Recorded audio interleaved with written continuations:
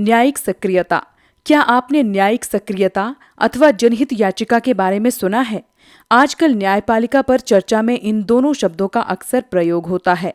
अनेक लोगों का मानना है कि इन दोनों ने न्यायपालिका के कार्यों में क्रांतिकारी परिवर्तन कर उन्हें पहले से अधिक जनोन्मुखी बना दिया है। भारत में न्यायिक सक्रियता का मुख्य साधन जनहित याचिका या सामाजिक व्यवहार याचिका रही है। आखिर जनहित याचिका है क्या? कब और कैसे इसकी शुरुआत हुई? कानून की सामान्य प्रक्रिया में कोई व्यक्ति तभी अदालत जा सकता है जब उसका कोई व्यक्तिगत नुकसान हुआ हो। इसका मतलब ये है कि अपने अधिकार का उल्लंघन होने पर या किसी विवाद में फंसने पर कोई व्यक्ति इंसाफ पाने के लिए अदालत का दरवाजा खटखटा सकता है। 1979 में इस अवधारणा में बदलाव आया। 1979 में इस बदलाव की शुरुआत करते हुए न्यायालय ने एक ऐसे मुकदमे की सुनवाई करने का निर्णय लिया जिसे पीड़ित लोगों ने नहीं बल्कि उनकी ओर से दूसरे लोगों ने दाखिल किया था। चूंकि इस मामले में जनहित से संबंधित एक मुद्दे पर विचार हो रहा था, अतः इसे और ऐसे ही अन्य अनेक मुकदमों को जनहित याचिकाओं का नाम दिया गया। उसी समय सर्वोच्च न्यायालय ने कैदियों के अधिकार से संबंधित मुकदमों पर भी विचार किया। इससे ऐसे मुकदमों की बाढ़ सी आ गई जिसमें जन सेवा की भावना रखने वाले नागरिकों तथा स्वयंसेवी संगठनों ने अधिकारों की रक्षा, गरीबों के जीवन को और बेहतर बनाने, पर्यावरण की सुरक्षा और लोकहित से जुड़े अन्य मुद्दों पर न्यायपालिका से हस्तक्षेप की मांग की। जनहित याचिका न्यायिक सक्रियता का सबसे प्रभावी साधन हो गई है। किसी के द्वारा मुकदमा करने पर उस मुद्दे पर विचार करने के साथ साथ न्यायपालिका ने अखबार में छपी खबरों और डाक से प्राप्त शिकायतों को भी आधार बनाकर उन पर भी विचार शुरू कर दिया। इस तरह न्यायपालिका की एक नई भूमिका न्यायिक सक्रियता के रूप में लोकप्रिय हुई। जनहित याचिकाओं के माध्यम से न्यायालय ने अधिकारों का दायरा बढ़ा दिया। शुद्ध हवा पानी और अच्छा जीवन पाना पूरे समाज का अधिकार है। न्यायालय का मानना था कि समाज के सदस्य के रूप में अधिकारों के उल्लंघन पर व्यक्तियों को इंसाफ की गुहार लगाने का अधिकार है। इसके अतिरिक्त 1980 के बाद जनहित याचिकाओं और न्यायिक सक्रियता के द्वारा न्यायपालिका ने उन मामलों में भी रुचि दिखाई जहां समाज के कुछ वर्गों के लोग आसानी से अदालत की शरण में नहीं जा सकते। इसके अतिरिक्त 1980 के बाद जनहित याचिकाओं और न्यायिक सक्रियता के द्वारा न्यायपालिका ने उन मामलों में भी रुचि दिखाई जहां समाज के कुछ वर्गों के लोग आसानी से अदालत की शरण नहीं ले सकते। इस उद्देश्य की पूर्ति के लिए न्यायालय ने जन सेवा की भावना से भरे नागरिक, सामाजिक संगठन और वकीलों को समाज के जरूरतमंद और गरीब लोगों की ओर से याचिकाएं दायर करने की इजाजत दी। न्यायिक सक्रियता का हमारी राजनीतिक व्यवस्था पर बहुत प्रभाव पड़ा। इससे न केवल व्यक्तियों बल्कि विभिन्न समूहों को भी अदालत जाने का अवसर मिला। इसने न्यायपालिका को लोकतांत्रिक बनाया और कार्यपालिका उत्तरदायी बनने पर बाध्य हुई। चुनाव प्रणाली को भी इसने ज्यादा मुक्त और निष्पक्ष बनाने का प्रयास किया। न्यायालय ने चुनाव लड़ने वाले प्रत्याशियों को अपनी संपत्ति, आय और शैक्षणिक योग्यताओं के संबंध में शपथ पत्र देने का निर्देश दिया ताकि लोग सही जानकारी के आधार पर अपने प्रतिनिधियों का चुनाव कर सकें। जनहित याचिकाओं की बढ़ती संख्या और सक्रिय न्यायपालिका के विचार का एक नकारात्मक पहलू भी है। इससे न्यायालयों में काम का बोझ बढ़ा है। दूसरे, न्यायिक सक्रियता से विधायिका, कार्यपालिका और न्यायपालिका के कार्यों के बीच का अंतर धुंधला हो गया है। न्यायालय उन समस्याओं में उलझ गया जिसे कार्यपालिका को हल करना चाहिए। उदाहरण के लिए वायु और ध्वनि प्रदूषण दूर करना, भ्रष्टाचार के मामलों की जांच करना या चुनाव सुधार करना वास्तव में न्यायपालिका के काम नहीं है। ये सभी कार्य विधायिका की देखरेख में प्रशासन को करना चाहिए। इसलिए कुछ लोगों का मानना है कि न्यायिक सक्रियता से सरकार के तीनों अंगों के बीच पारस्परिक संतुलन रखना बहुत मुश्किल हो गया है। लोकतांत्रिक शासन का आधार ये है कि सरकार का हर अंग एक दूसरे की शक्तियों और क्षेत्राधिकार का सम्मान करें। न्यायिक सक्रियता से इस लोकतांत्रिक सिद्धांत को आघात पहुंच सकता है। न्यायपालिका और अधिकार। हम पहले ही देख चुके हैं कि न्यायपालिका को व्यक्ति के अधिकारों की रक्षा करने का दायित्व सौंपा गया है।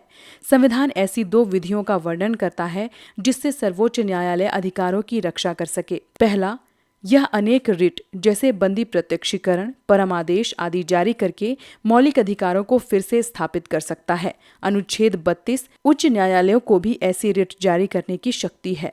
दूसरा, सर्वोच्च न्यायालय किसी कानून को गैर संवैधानिक घोषित कर उसे लागू होने से रोक सकता है।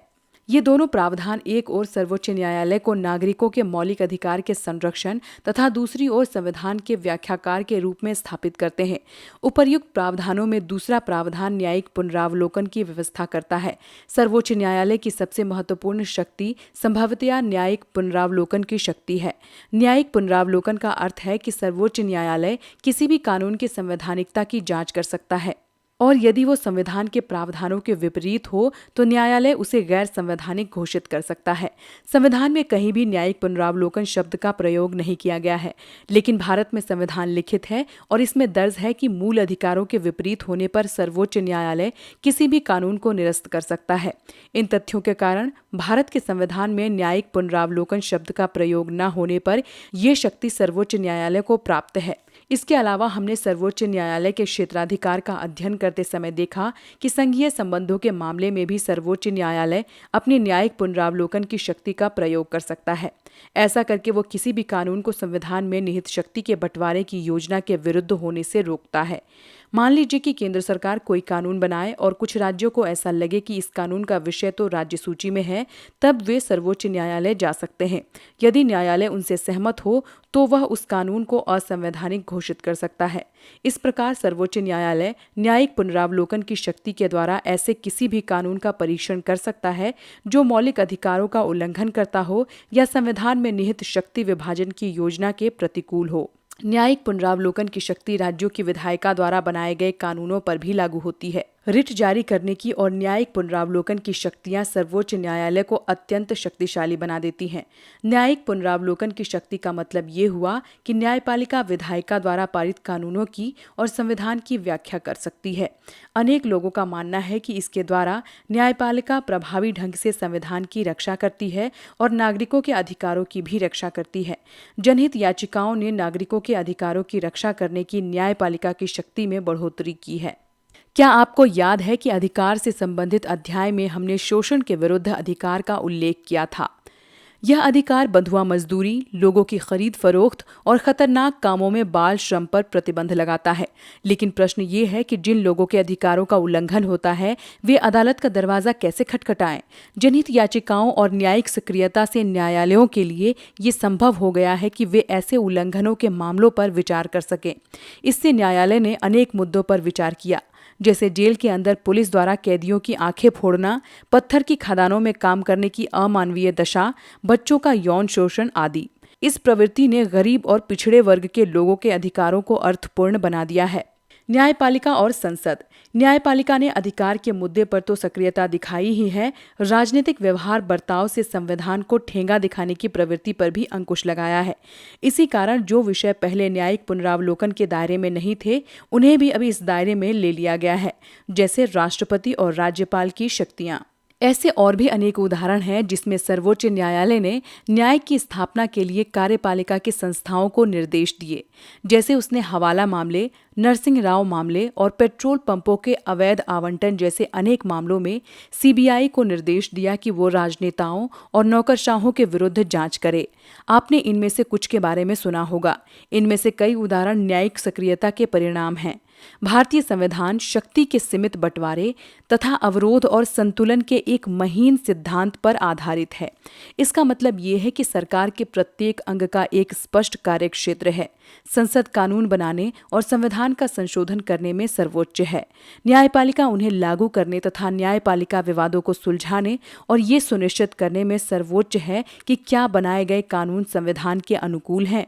इस स्पष्ट कार्य के विभाजन के बावजूद संसद और न्यायपालिका तथा कार्यपालिका और न्यायपालिका के बीच टकराव भारतीय राजनीति की विशेषता रही है। हमने संपत्ति के अधिकार और संसद की संविधान को संशोधित करने की शक्ति के संबंध में संसद और न्यायपालिका के बीच हुए टकराव का पीछे उल्लेख किया है। आइए इसे एक बार फिर से दोहरा लें। संविधान लागू होने के तुरंत बाद संपत्ति के अधिकार पर रोक लगाने की संसद की शक्ति पर विवाद खड़ा हो गया। संसद संपत्ति रखने के अधिकार पर कुछ प्रतिबंध लगाना चाहती थी, जिससे भूमि सुधारों को लागू किया जा सके। न्यायालय ने निर्णय दिया कि संसद मौलिक अधिकारों को सीमित नहीं कर सकती। संसद ने तब संविधान को संशोधित करने का प्रयास किया, लेकिन न्यायालय ने कहा कि संविधान के संशोधन के द्वारा भी मौलिक अधिकारों को सीमित नहीं किया जा सकता। संसद और न्यायपालिका के बीच विवाद के केंद्र में निम्नलिखित मुद्दे थे।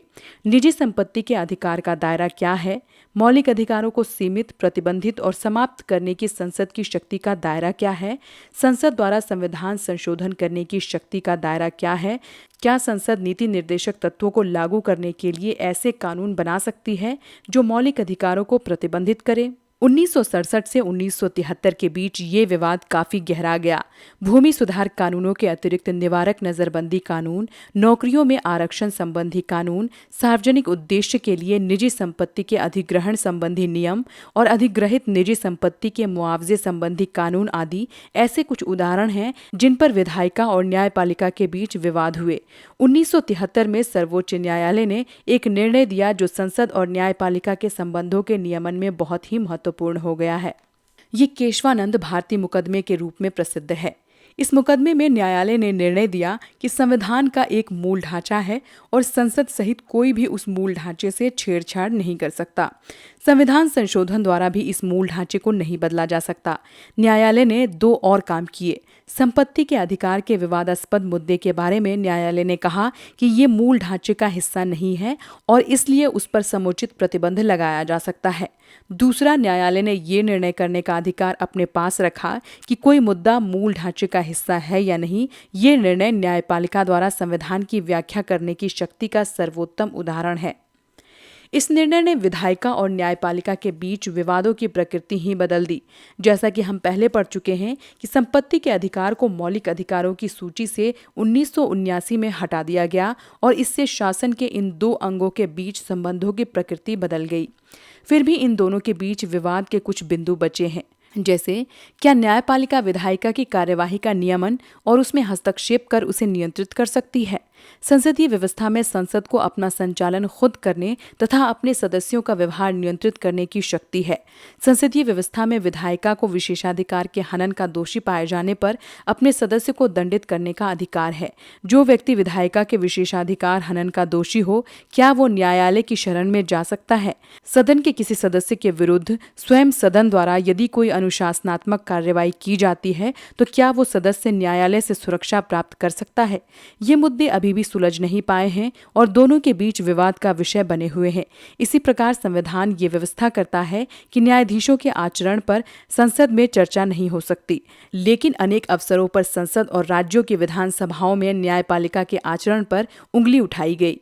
इसी प्रकार न्यायपालिका ने भी अनेक अवसरों पर विधायिका की आलोचना की है और उन्हें उनके विधायी कार्यों के संबंध में निर्देश दिए हैं। विधायिका इसे संसदीय संप्रभुता के सिद्धांत के उल्लंघन के रूप में देखती है। इन मुद्दों से ये स्पष्ट होता है कि सरकार के किन्हीं दो अंगों के बीच संतुलन कितना संवेदनशील है और लोकतंत्र में सरकार के एक अंग का दूसरे अंग की सत्ता के प्रति सम्मान बरतना कितना जरूरी है।